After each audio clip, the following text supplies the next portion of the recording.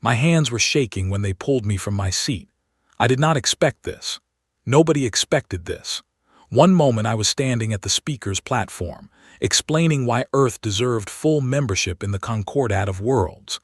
The next moment, 3 guards in golden armor were dragging me across the polished floor while 14 alien delegates watched in silence. My name is Elias Vance. For 6 years, I served as humanity's envoy to the galactic community. I had spent those years swallowing insults, bowing to creatures who considered us primitive, and smiling through every humiliation. I did it because my daughter Maya, back home on Earth, needed a peaceful galaxy to grow up in. I did it because my wife Clara believed in me. I did it because I thought diplomacy could work. I was wrong. The grand chamber of the neutral station floated in empty space, far from any star. It was built to be a place of fairness, where all species could speak as equals. But fairness, I learned too late, is only a word when the powerful choose to honor it. Just minutes earlier, I had been presenting Earth's case. I spoke about our medical advances. I offered our terraforming technology to worlds suffering from dying soil. I promised peaceful cooperation. My voice was calm. My words were careful. Every phrase had been practiced for weeks. Then Lord Thasic of the Kyle Dominion stood up. Thasic was tall and thin, with skin like cracked stone and eyes that glowed a pale blue. His species had ruled this council for 4,000 years. He held up a glowing data crystal and spoke in his slow, cold voice. "We have evidence," he said, "that humanity has built forbidden weapons in the outer edges of their star system, hidden tools of destruction, violations of the sacred treaties." I felt my stomach drop. This was a lie. Earth had no such weapons. I raised my hand to object.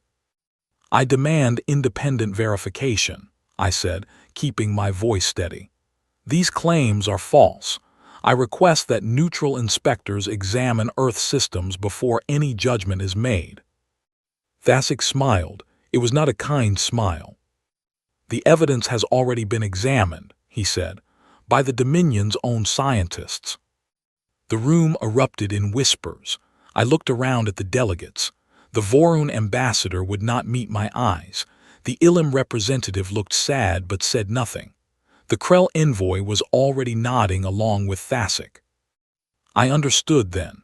This vote had been decided before I ever walked into the chamber.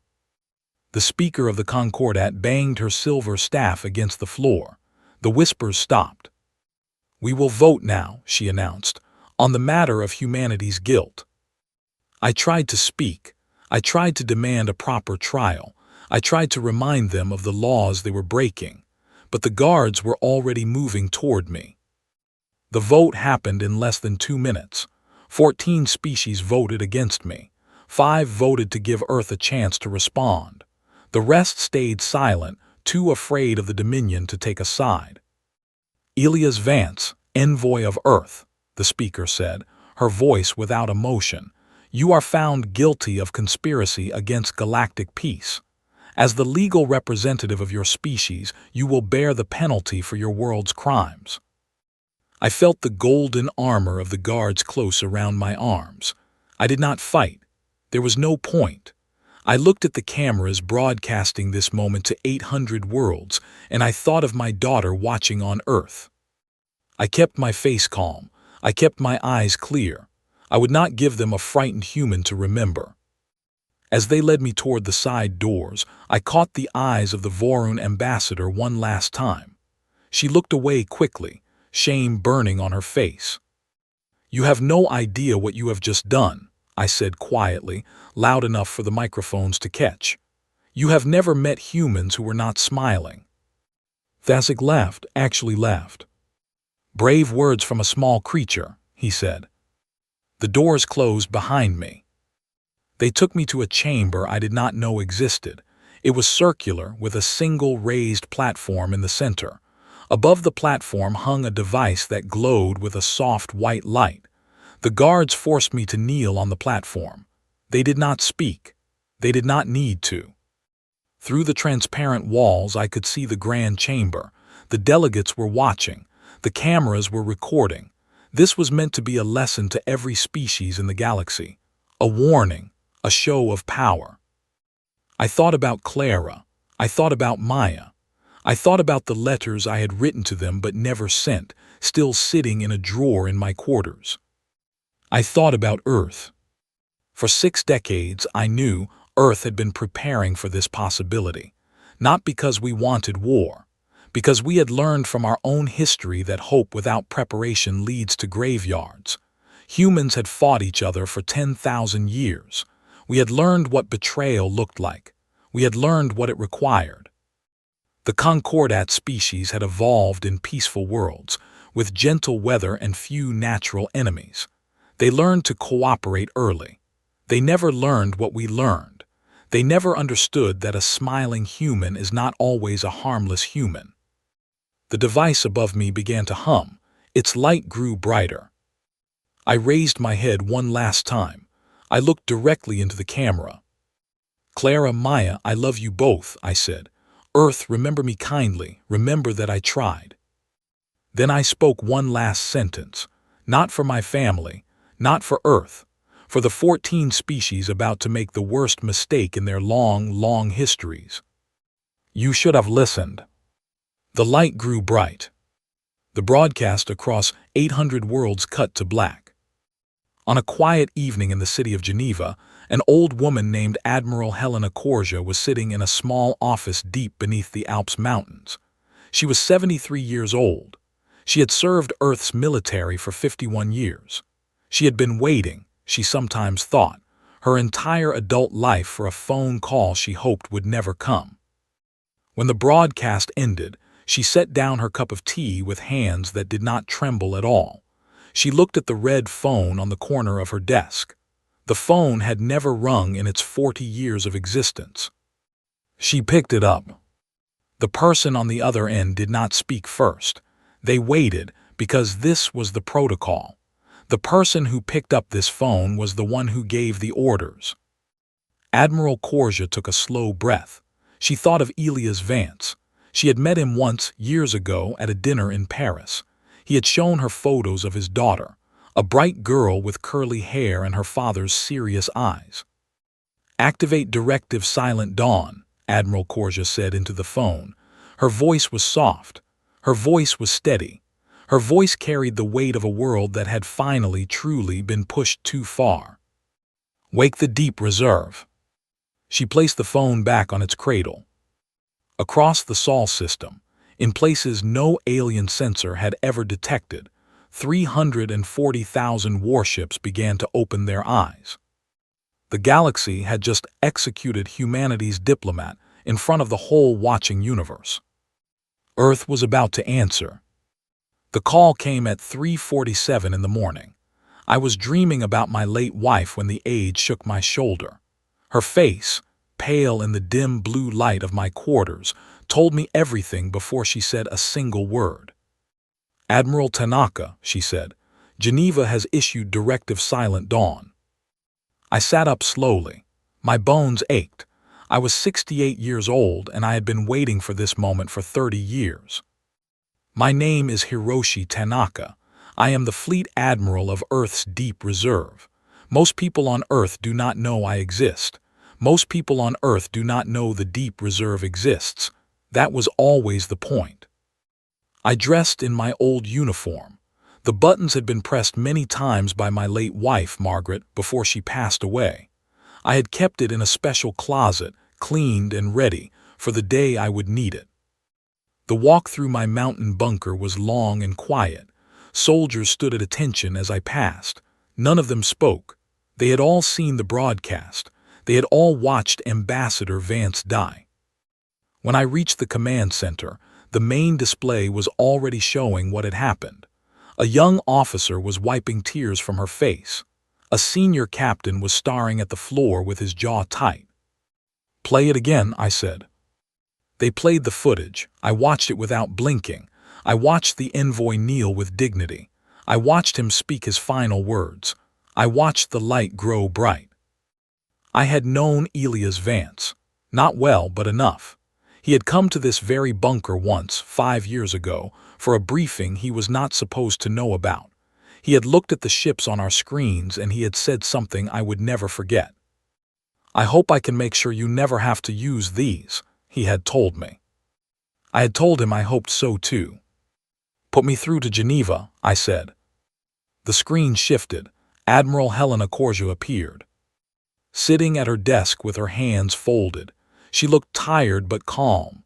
We had been classmates at the academy 50 years ago. We had been friends then.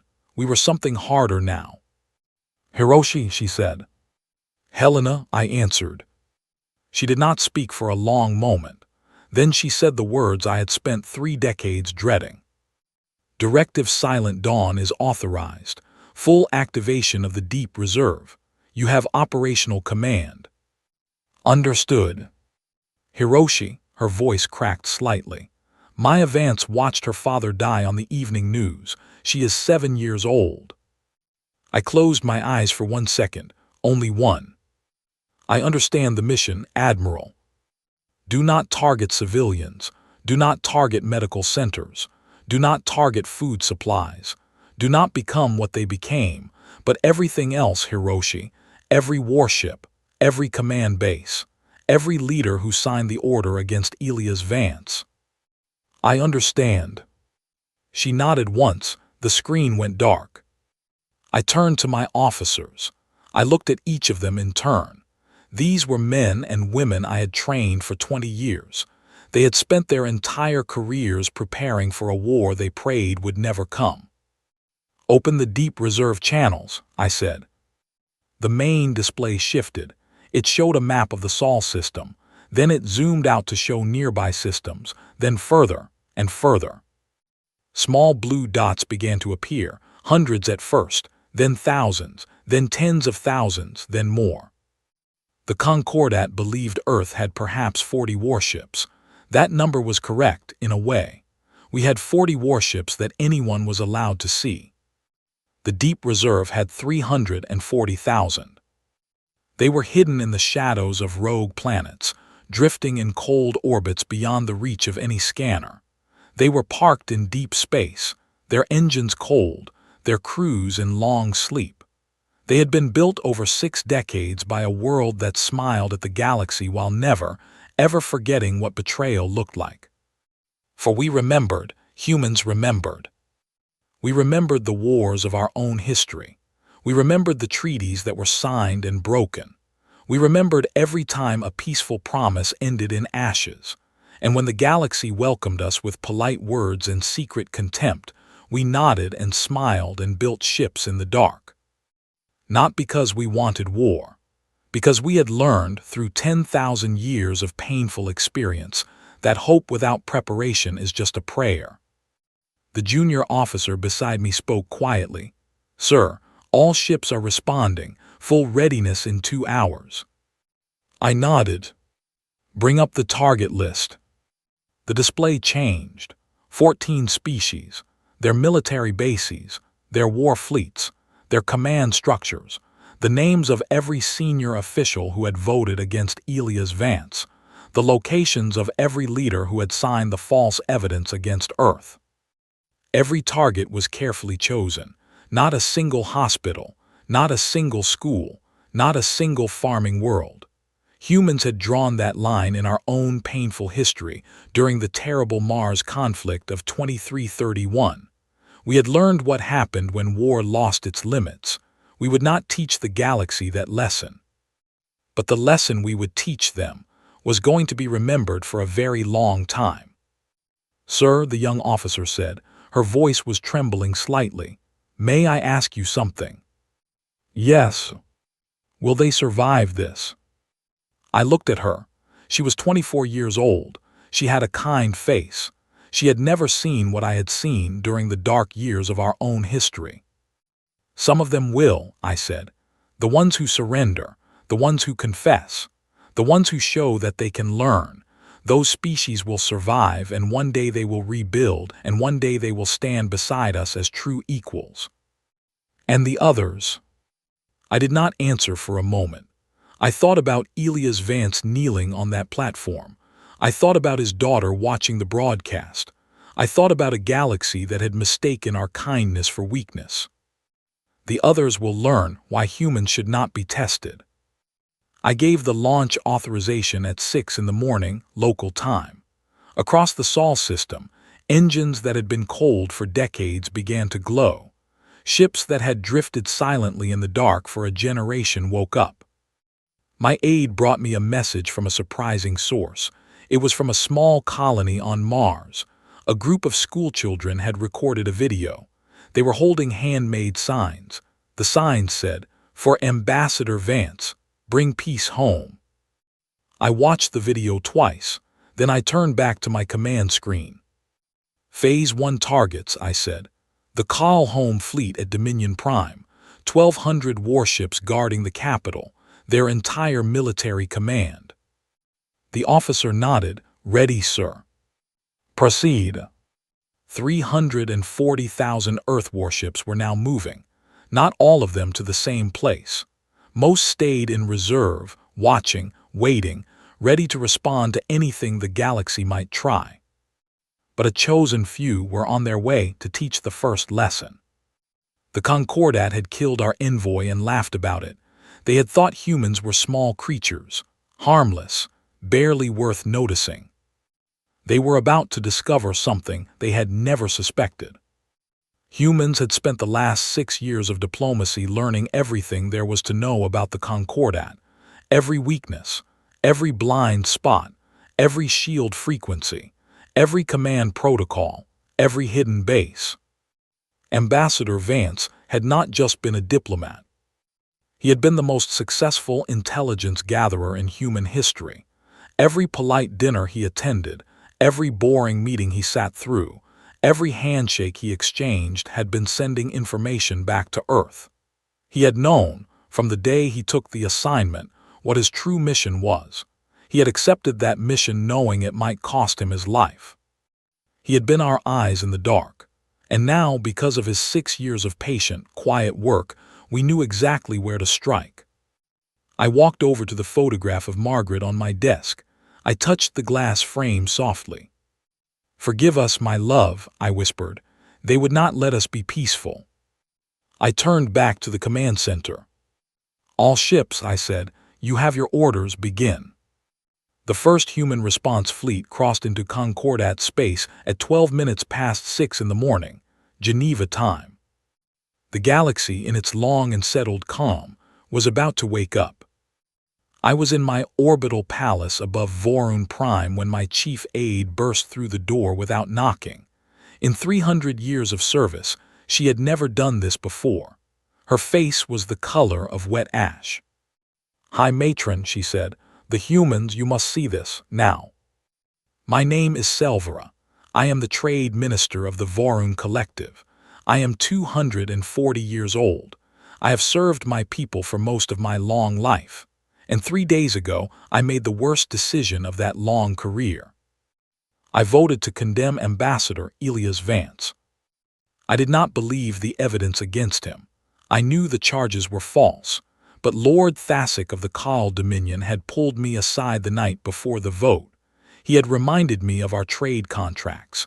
He had hinted at what would happen to Vorun commerce if we sided with the primitives. So I voted with the majority. I told myself it was politics. I told myself nobody would really suffer. 3 days later, I watched the main display screen in my palace, and I understood what I had done. The screen showed a human, a single human, an older man in a dark uniform, sitting at a simple wooden desk. He introduced himself as Fleet Admiral Hiroshi Tanaka. He spoke in perfect galactic standard, calm and clear, as if he were reading a weather report. He said 3 things. First, that Ambassador Vance had been innocent, and that his death had been a planned action by beings who had chosen fear over fairness. Second, that the vote against him had been decided before the chamber ever gathered, and that humanity had proof of the conversations that had arranged it. Third, that Earth had issued response orders against the military forces and leaders of the 14 species who voted for the killing, not against civilians, not against children, not against hospitals or schools or farms, but against every warship, every command base, and every official whose name was on the signed document. He gave a list of those names. Mine was on it. "This is not war," the admiral said, his voice still gentle. "This is accountability. You chose to treat us as lesser beings. You will now be treated as the equals you always feared we were." The broadcast ended. In my palace, my aides looked at me, waiting. I looked at the display. I tried to speak. No words came. Then Lord Thassa's private channel opened on my screen. His cracked stone face appeared. He was laughing. "Do not worry, High Matron," he said. "The humans are bluffing. Their fleet is small. My home guard alone has 1,200 warships. We will discipline these monkeys within the week, and this embarrassing broadcast will be forgotten." I wanted to believe him. My whole body wanted to believe him. "Lord Thassa," I said carefully, "are you certain?" They seemed very calm. "Calm is the mask of the weak," he said. "They are trying to frighten us. It will not work." The connection ended. 6 hours later, the Kyle home fleet stopped existing. I do not mean it was defeated. I do not mean it was scattered. I mean it simply was not there anymore. Our long-range sensors picked up strange gravity waves, shifting patterns of bent space, and then nothing.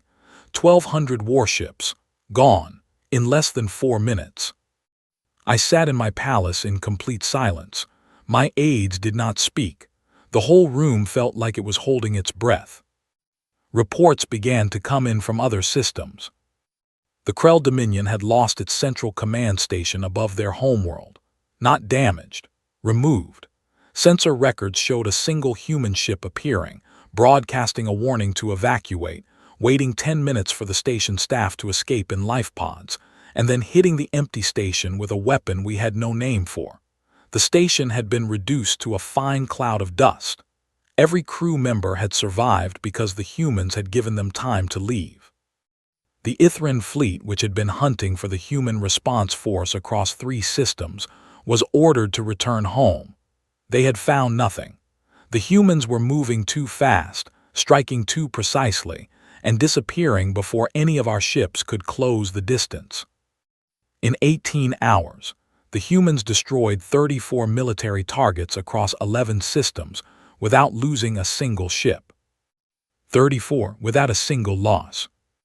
And not one civilian had been harmed, not one. I thought about what this meant. The humans could clearly have harmed civilians if they wanted to. They could have turned cities to ash. They could have made their revenge terrible beyond measure. Instead, they were being careful. Each strike was precise.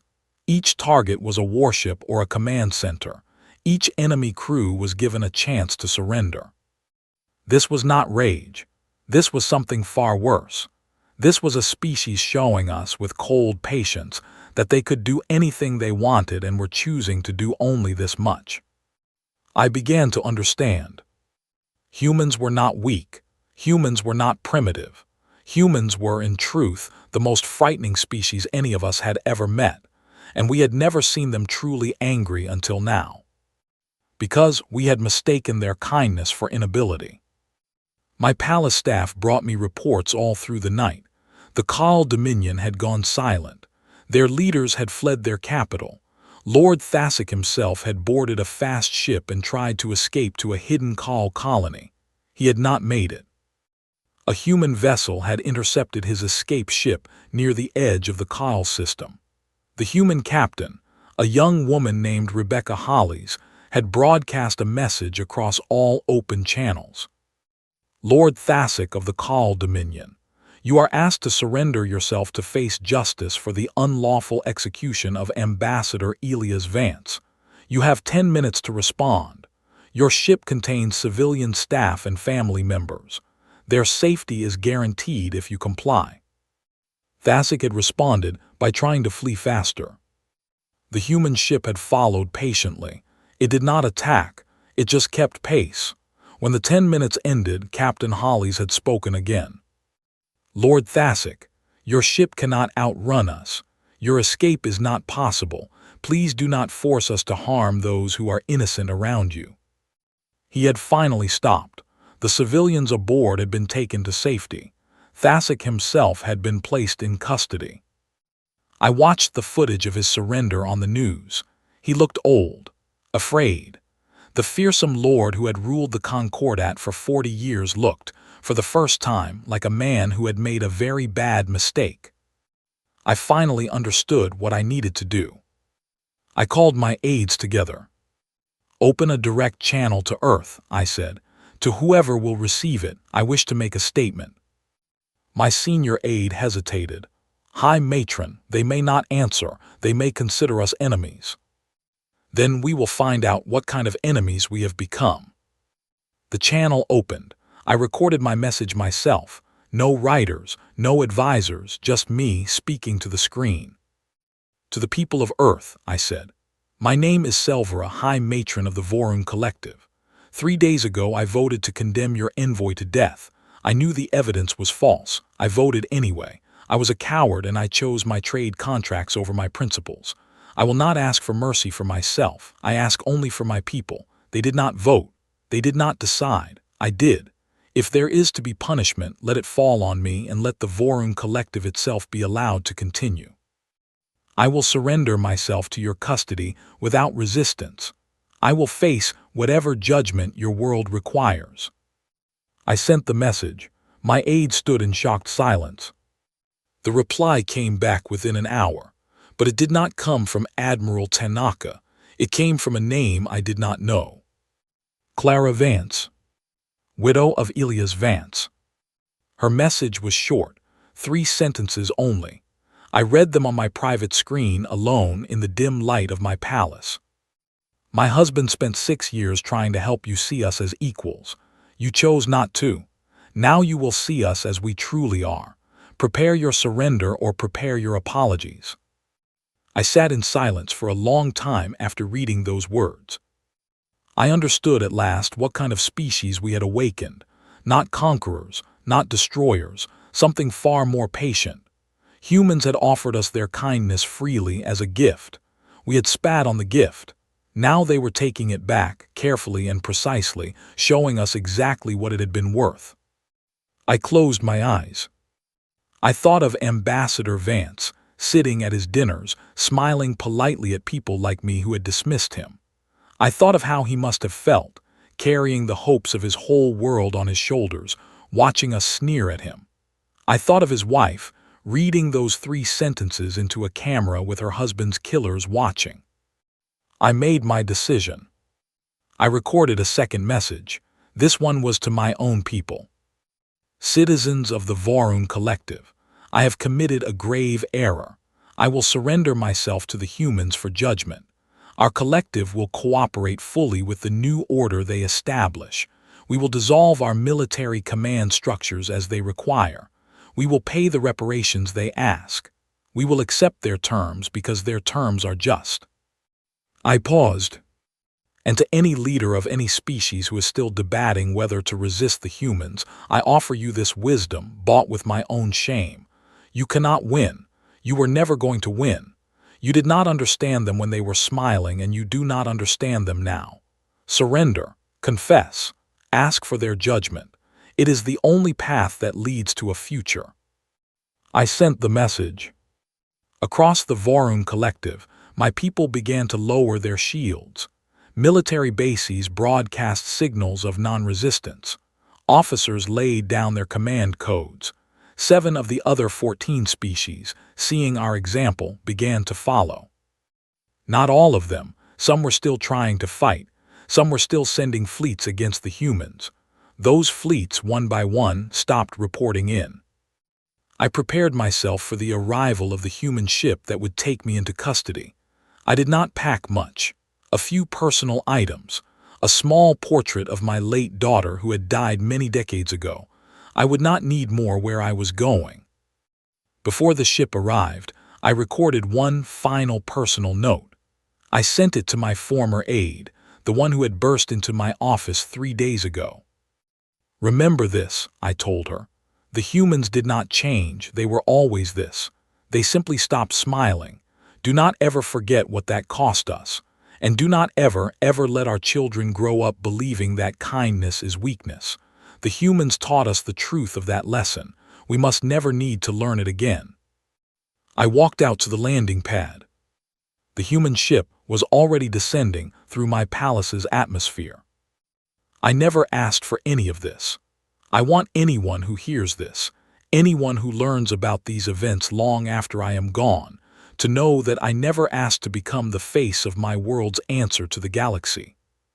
My name is Clara Vance. I was a xenolinguist. I studied alien languages. I taught university classes. I made breakfast for my daughter every morning before school. I was and still am just a person. And then my husband was killed in front of 800 worlds, and my life stopped being mine. 3 days after Elias died, the Earth Council sent a delegation to my home. They came in 2 black vehicles with quiet engines. An old admiral named Helena Corsia led them. She had silver hair and very tired eyes. She sat across from me at my kitchen table, where Elias used to drink his morning coffee, and she told me what she needed. "Mrs. Vance," she said gently, "we need a civilian face for what comes next, someone the galaxy has wronged personally. Someone who is not a soldier, someone whose pain is real and whose voice will carry weight." "You want me to speak for humanity?" I said. "Yes." I looked out the window. Maya was in the backyard, pushing her swing with her feet. She did not know yet that I was going to leave her for a while. She did not know anything except that her father was not coming home. "I am not a diplomat," I said. "My husband was the diplomat." "Your husband is the reason they will listen to you," Admiral Corsia said. "They killed him in front of the whole galaxy. If his widow stands before them and speaks, nobody will be able to look away." I thought about it for a long moment. "What will I have to do?" "You will travel to the captured worlds. You will preside over the trials of the officials who signed his death. You will deliver the terms of the new galactic order. You will be the voice that tells the Concordat what their future looks like." "And the soldiers, the ships, the response?" "All of that is already happening. Admiral Tanaka is handling the military response. What we need from you is something else. We need a human face for our mercy, and for our limits." I looked at my daughter through the window. She was 7 years old. Her father had promised to teach her to ride a bicycle this summer. That promise would now never be kept. I thought about what Elias would have wanted. Elias would have wanted peace. But Elias was not here anymore, and the peace he had worked for had been broken by the same hands that had taken his life. Peace now required something Elias had not lived to deliver. It required truth, and truth, I was learning, was not always gentle. "Who will watch Maya?" I asked. "Your sister has agreed to stay with her, for as long as you need." I closed my eyes. "Yes," I said, "I will do it." 2 weeks later, I was standing on the bridge of the human flagship Evening Star as it entered orbit above the captured Kal capital. I wore a simple dark suit. No medals, no military rank, just a widow doing her duty. The ship's captain was a woman named Priya Shelton, in her early 40s, kind-eyed but serious. She had lost a brother in the Mars conflict 20 years ago. She understood grief. She did not try to give me false comfort. "Mrs. Vance," she said as the planet spun slowly beneath us, "the tribunal chamber is ready. The first group of officials is prepared for questioning. Are you ready to begin?" "No," I said honestly, "but I will begin anyway." The Kal capital had once been a beautiful city. It still was in its own strange way. But now, human peacekeepers walked its streets, keeping order where the old government had collapsed. The citizens were frightened but unharmed. Humans had been very careful about that. I was taken to the tribunal chamber in a quiet convoy. I walked through the captured halls where Lord Thasic had once ruled. The walls still bore the marks of precision strikes, small and exact, where human weapons had removed military targets without touching anything else. I stopped once to look at such a mark. A perfectly clean hole through a command station, right next to a civilian art gallery that was completely untouched. The precision was almost unbelievable. The tribunal chamber was large and round. The captured officials were brought in one by one to face questioning. My role was not judge. I was a witness, a voice, and in some cases the final decider of mercy. The first day was hard. I questioned 12 senior officials. I asked each one the same 3 questions. Did you know the evidence against Ambassador Vance was false? Did you vote against him anyway? Do you wish to confess and show remorse? Some confessed.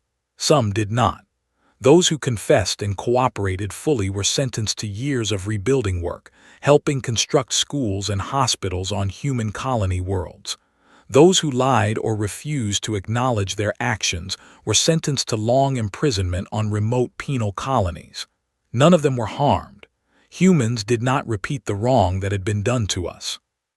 On the 4th day, I questioned High Matron Selvera of the Vorun Collective. She walked into the chamber slowly.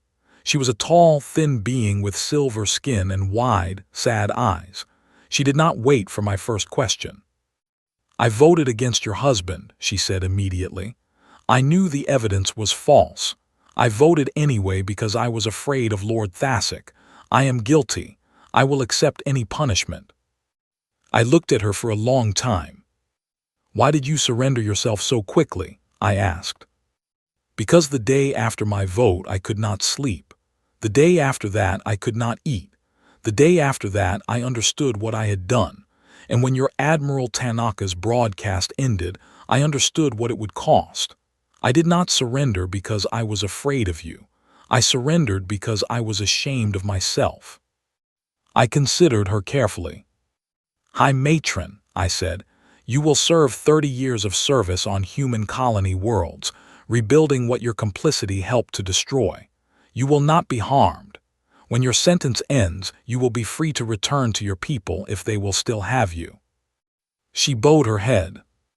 Thank you, Mrs. Vance. Do not thank me, I said. Thank yourself. You confessed before judgment fell. That matters. Humans understand the difference between strategic surrender and real remorse. You showed real remorse. That is why you will live to see the end of your sentence. She was taken from the chamber. I watched her go with a strange feeling in my chest. I did not forgive her. I was not sure I would ever forgive any of them. But I understood more than ever what Elias had meant when he wrote in his journal that humans were not here to become what had been done to us. On the 7th day, they brought in Lord Thasic. He walked into the chamber in simple prisoner clothes. His cracked stone skin looked duller than it had in the broadcasts. His pale blue eyes still burned, but the fire in them was now a smaller thing. He did not bow. He did not kneel. He stood tall and proud because pride was all he had left. He spat at my feet. Monkey in a suit, he said. The guards moved to correct him. I raised my hand to stop them. Lord Thasic, I said calmly, I will ask you one question. Why did you arrange my husband's death? He smiled. It was the same smile I had seen on the broadcast, cold and empty. To keep your kind in your place, he said. Your species should never have been granted a voice. We were going to make an example of you, to remind the galaxy what happens when primitives rise too high. I nodded slowly. Thank you for your honest answer, I said. The galactic press had expected me to order his death. They had prepared their headlines. The entire Concordat was waiting to see if humans would do to Thasic what he had done to Elias. I looked at him for a long moment. I thought about Elias. I thought about Maya, who would grow up without her father. I thought about every person who had loved someone who was taken too soon. Lord Thasic, I said, you will spend the rest of your life on a human penal world. You will be given work to do. You will be given meals. You will be given medical care. You will not be harmed. You will simply live every day for the rest of your long life, knowing that the species you tried to destroy chose not to destroy you. That knowledge is your sentence. May it teach you something before the end. The chamber was silent. Thasic stared at me. For the first time, something like real fear crossed his face. He had expected death. He had prepared himself for it. He had not prepared for this. "This is crueler than death," he whispered. "No," I said. "It is simply justice. You would not have understood death. You may eventually understand this." They led him away. That evening, I sat alone in my quarters on the Evening Star. I opened my husband's journal, which I had brought with me across many systems. I turned to the last entry he had written before leaving Earth for the fatal meeting. The last line on the last page read, "If I fail, let humanity be better than what broke me. Let us build, not burn." I closed the book. I pressed it against my chest, and for the first time since his death, I allowed myself to cry. Not the quiet tears of the widow, the hard, breaking sobs of a wife who had lost her husband and could not bring him back, no matter what justice I delivered. Maya was far away on Earth, probably sleeping. I thought about how I would explain all of this to her one day. I thought about how she would remember her father. I hoped she would remember him as he was, a kind man who tried to build bridges, and not as the symbol he had become. The next morning, I began preparing my speech for the new Galactic Assembly. The day of the assembly came 3 months later. Delegates from 43 species gathered at a new neutral station, built by human engineers in just 8 weeks. The old chamber, where Elias had died, had been closed forever. The new chamber was simpler, plain wood, plain seats, a single round table. I stood at the head of the table. I looked at the faces of the delegates. Some looked afraid. Some looked ashamed. Some looked hopeful. All of them looked at me like I had the power of life and death in my hands, and perhaps in that moment I did. "I am not a leader," I began. "I am a widow and a mother and a teacher. I am here to tell you what the galaxy will look like from this day forward." I laid out the human charter. No species would be judged without representation. No envoy would be harmed under diplomatic protection. No vote would be manipulated with false evidence. Violations would meet proportional response. Humanity would not rule this new concordat. We would anchor it. We would be the quiet force that made sure the rules stayed rules. We would keep our deep reserve, our many ships in the dark, not as a threat but as a promise. A promise that never again would a species try what the Dominion had tried. A promise that never again would a diplomat die in front of the whole watching universe. "My husband believed in peace," I said. "He believed until the moment the light took him. I will honor that belief by building the peace he could not finish. But I will honor his memory by making certain that peace has teeth. Humans know what peace without strength becomes. We will not let the galaxy learn that lesson again." I sat down. The delegates were silent for a long moment. Then, one by one, they stood and pressed their hands to their hearts, or whatever each species used for that gesture. 43 species together, acknowledging a new order. That night in my quarters, a message arrived from a species I had barely spoken to. The Illimter. They had abstained from the original vote against Elias. Their ambassador, a quiet being named Vayan, sent a simple question. "What do humans want the galaxy to look like?" I thought about that question for a long time. I opened my husband's journal one more time. I read the words again. "Let us build, not burn." I wrote my reply. "We want a galaxy where envoys come home to their families. We want a galaxy where children do not watch their parents die on the evening news. We want a galaxy where kindness is not mistaken for weakness and strength is not mistaken for cruelty. We want what every species should want, a home that is safe. Help us build it." I sent the message. Outside my window, the stars burned cold and clear. Somewhere in the dark, the deep reserve still watched. Somewhere on Earth, my daughter was sleeping. And somewhere, I hoped, in whatever came after this life, my husband was watching too. I hoped he was proud. I am standing in the new grand chamber of the neutral station, and I am about to give the most important speech of my life. I am 34 years old. My hands are steady. My voice is ready. My father has been gone for 27 years. My name is Maya Vance. I am a historian. Today I am delivering the keynote speech at the ceremony marking the 27th anniversary of the Human Charter. The chamber is full. 43 species are in attendance. Nobody is armed. Nobody needs to be. I was 7 years old when my father was killed. I remember the evening clearly. I was sitting on the living room carpet, playing with a wooden puzzle my grandfather had carved. My mother was in the kitchen making soup. The news program was on the television in the background. My mother had forgotten it was on. She did not remember until the broadcast cut to the emergency feed, and my father's face filled the screen. By the time she ran from the kitchen to turn it off, I had already seen. I had already understood, in the way that children understand things without having the words for them, that something terrible was happening to my father. I remember the light growing bright. I remember the screen going black.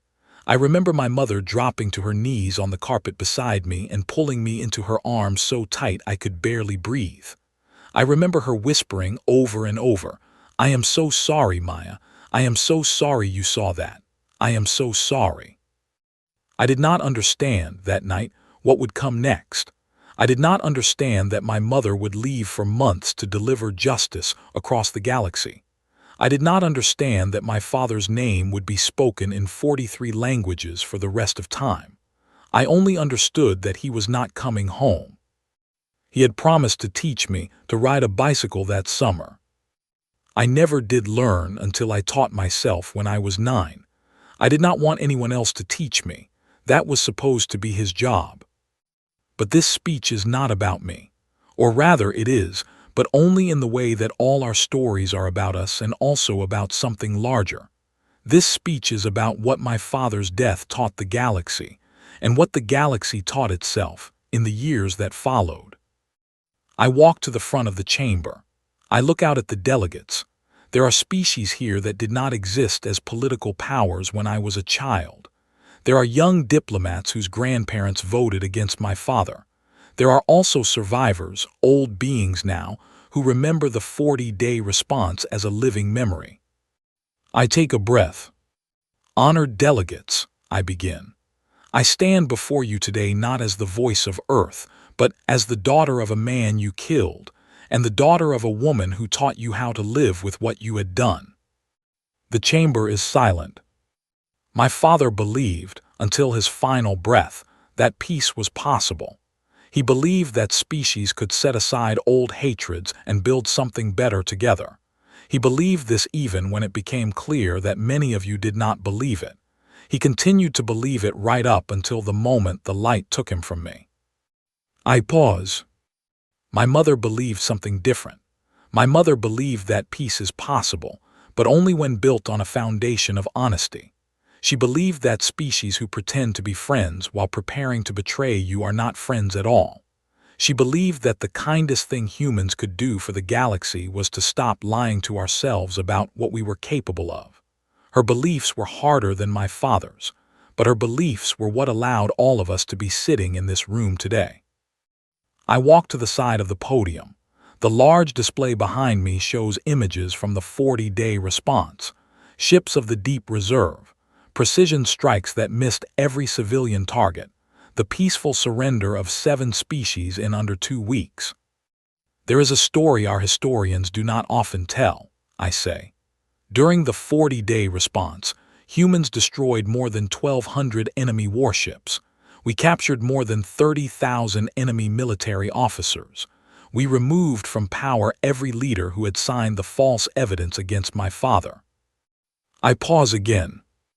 And in all of that action, we killed no civilians. Not one. Some were wounded in collateral incidents. We compensated every family. We paid for every injury. We apologized in person, through delegates sent to every affected world. We did what no victorious military in galactic history had ever done. We treated the defeated as we wished we had been treated. I look at the delegates. This was not weakness. This was the opposite of weakness. This was the strongest thing our species has ever done, because it would have been so much easier to become what you expected us to become. It would have been so satisfying to pay back the cruelty in kind. My mother in her grief could have ordered that. Admiral Tanaka in his anger could have ordered that. Admiral Korja in her grim certainty could have ordered that. They did not. They chose instead to be what my father had believed we could be. I gestured to the chamber. That is why we are all here today. Not because humans were kind, because humans were both capable of terrible things and chose not to do them. That choice is what peace looks like, not the inability to harm, the refusal to harm held by beings who could do worse. I let those words hang in the air. Before the 40-day response, most of the Concordat believed that civilization meant the loss of the capacity for violence. My father once wrote in his private journal that this belief was the galaxy's greatest weakness. A species that cannot harm is not peaceful. It is simply harmless. A species that can reduce worlds to ash and chooses instead to build hospitals on them is something else entirely. That is the species my father believed we could be. That is the species my mother proved we already were. I walked slowly back to the center of the podium. My father loved the galaxy, even the parts of it that did not love him back. He studied your cultures. He learned your languages. He sat at your dinner tables and laughed at jokes that did not translate well just to make you feel seen. He was not a soldier pretending to be a diplomat. He was a true diplomat. The best our species has ever produced. And when you killed him, you did not kill a spy or a warrior. You killed a man who genuinely wanted to help you. My voice stays steady. I have practiced this for weeks. That is what makes the 40-day response so important. We did not strike back in rage at enemies we hated. We struck back in sorrow at friends we had hoped to make. The difference matters. It matters because rage demands more rage. Sorrow, eventually, can learn to forgive. I look at the delegates again. I want to introduce someone now. Someone who has not spoken at a galactic assembly in many years. She is old now. Her journey to be here today was long and tiring. She is here because I asked her to come, and she did not refuse because we have reached an understanding across all these years. A small figure rises slowly from the front row. She leans on a carved walking stick. Her silver skin is paler now, thinner with age. Her eyes are still wide and sad, but there is peace in them now. Peace bought at the cost of 30 years of service on human colony worlds, followed by another 30 years of quiet work as a teacher.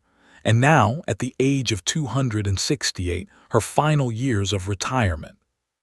Former High Matron Selvera of the Vorun Collective. She walks slowly to the podium. The chamber is silent. Many of the younger delegates do not recognize her. The older ones do. Some look uncomfortable. Some look respectful. I step aside for her. She stands at the microphone. She looks out at the room. Her voice, when it comes, is thin but clear. I voted, she says, to kill Ambassador Elias Vance. I knew the evidence was false. I voted for fear and for trade contracts. I was a coward and I was wrong. She pauses. She takes a shaking breath. I have spent 60 years trying to become someone who would not have voted that way. I have built schools. I have taught children. I have served my sentence, and then I have served beyond my sentence because my sentence could never be long enough. Today, I stand before you at the end of my life to say only 3 things. She holds up one long finger.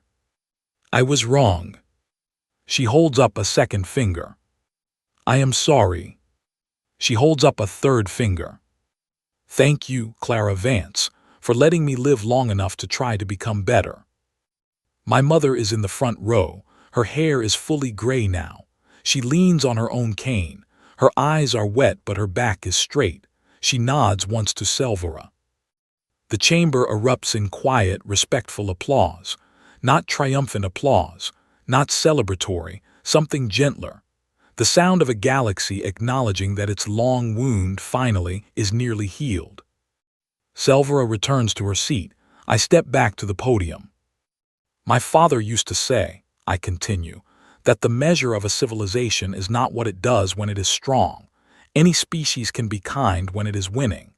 The measure of a civilization is what it does when it has been wounded, when it has every reason to lash out, when nobody would blame it for becoming monstrous. The measure is whether, in that moment, the civilization still remembers who it wanted to be. I look at each section of the chamber in turn. Humanity was wounded on the day my father died. We had every reason to become something terrible. We had the weapons for it. We had the ships for it. We had, in the hot early hours after the broadcast, even the anger for it. But we had something else too. We had the memory of our own history, the memory of what our species had done to itself during our many wars, the memory of the moments when we had not remembered who we wanted to be. And we had the shame of those moments, carried in our collective bones, warning us not to repeat them. I pause. So we did not repeat them. We answered precisely what had been done to us. We protected every civilian we could. We built a new order that would make this tragedy impossible to repeat. And then, most importantly, we let the galaxy heal. We did not demand tribute. We did not demand worship. We asked only for accountability, for reformed laws, and for the chance to sit as equals at the table.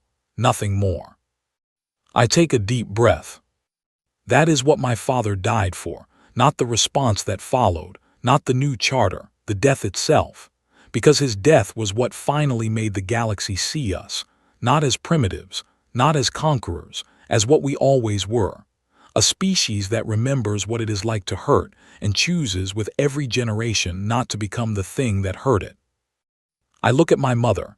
She is watching me with that expression I have seen on her face for 27 years. Pride, love, grief. The three things that never fully separate from each other once you have lived long enough. I will close with one final thought, I say. Humans are no longer feared in this galaxy. On many worlds we are loved. Human colonies share their medicine freely.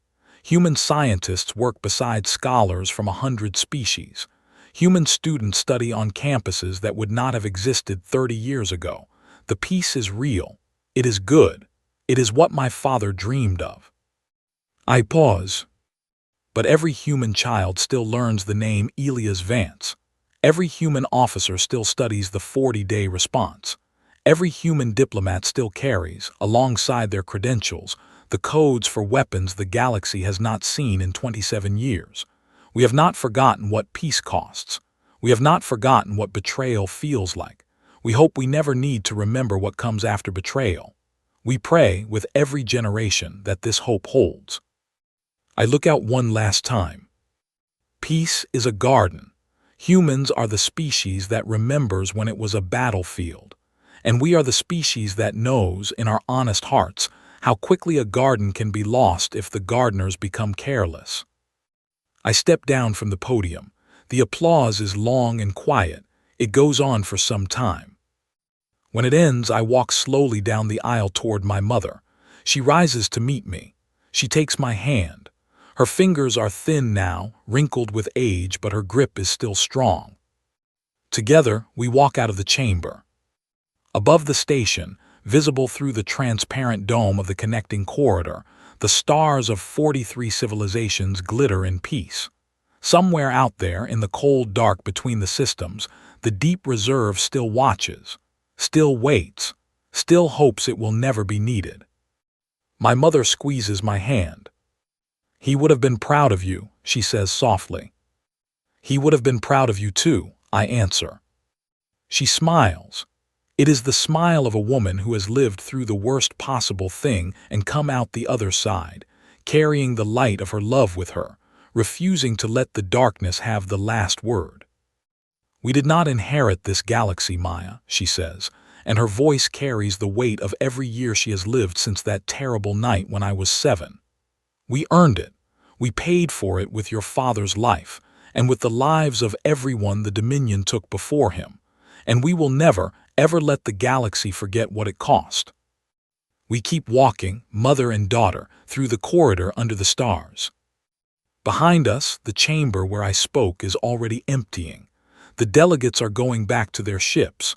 The ceremony is ending. Another year of peace is marked. Another year of the long quiet that my father bought with his death and my mother enforced with her resolve, and my generation now holds in our careful hands.